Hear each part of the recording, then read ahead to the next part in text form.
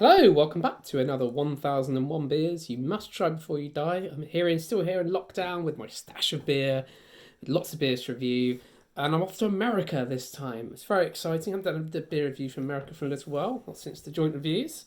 So, without further ado, first brewed in 1988. It is 5.5%, and it's Old 38 Stout by North Coast Brewing. So it's an 80s beer, which is great. This is one of the forerunners of the American craft beer revolution, so that's exciting. It says a lot about that in the actual book, but let the beer speak for itself first. So let's crack this open and see where we're at with it. Before I do that, though, I just want to show you this. My girlfriend's mum brought me back some beer or two from America. I brought me back this glass. Now, this glass is interesting. It's from a Capital Brewery, which I don't really know much about, but that doesn't matter. Beer is good, I agree with. But it's a shaker glass. That's what it's officially known as.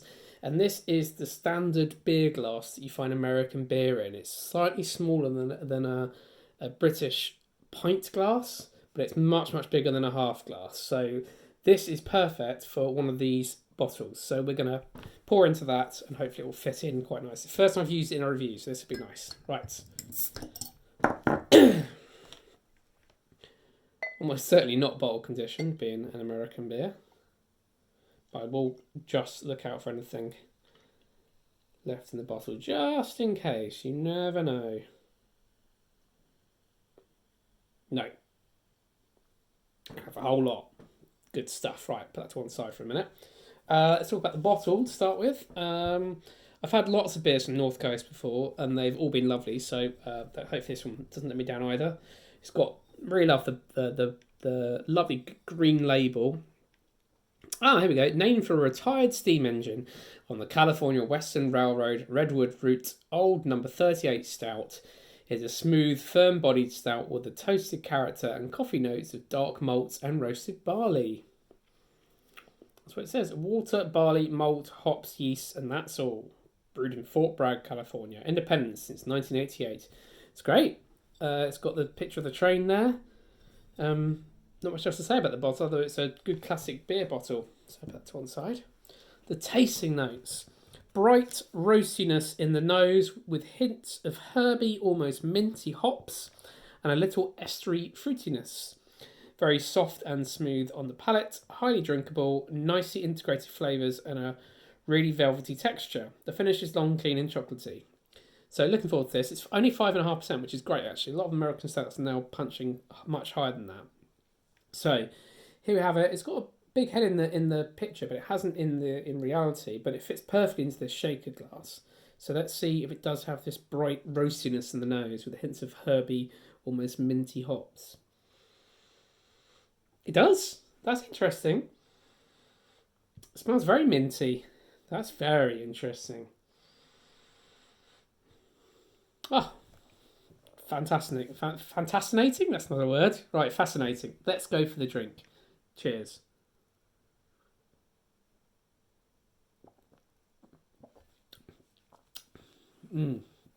That's nice. Quite dry, but actually quite refreshing for a stout. Not really thick. It's still a little bit fizzy. You can't really see through it.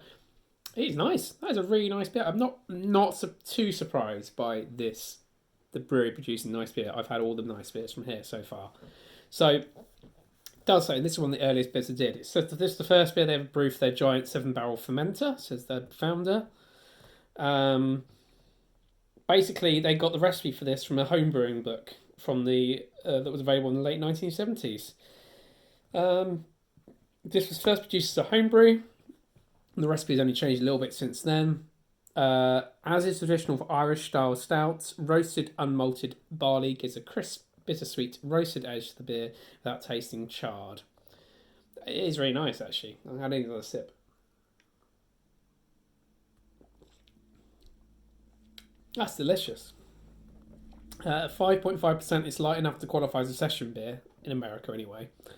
But it has a great depth of flavour and overall creaminess. It really ties it all together. I'm not getting a creaminess, but I am getting a really nice tasty beer. Roasty, toasty notes. It tastes more like a light porter. It's almost verging on a mild, but doesn't taste like a rich stout. It's not that velvet. It says a really velvety texture. It hasn't really got a really velvety texture, but I don't mind that. That's okay, and that's in the tasting notes. It tastes really nice as it is. 53 IBU, so it's bitter, but not lip peelingly so. No, it has got a really nice. It's got a little bite of bitterness to it, but perfect. It ties it together very nicely in the flavour profile. The late beer writer Michael Jackson was particularly fond of Old Number 38, calling it possibly the best stout made in America. Well, it might have been the time. I've had better since, but this is a good beer. And it stood the test of time, 1988.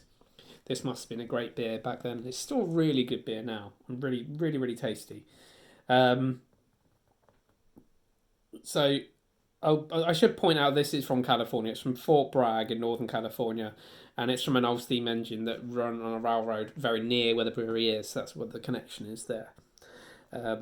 Very interesting to see a beer with a train themed connection. That's quite good. Well, I'm going to go away and enjoy the rest of this. This is a really good beer. I highly recommend this. Another North Coast beers. Look out for them.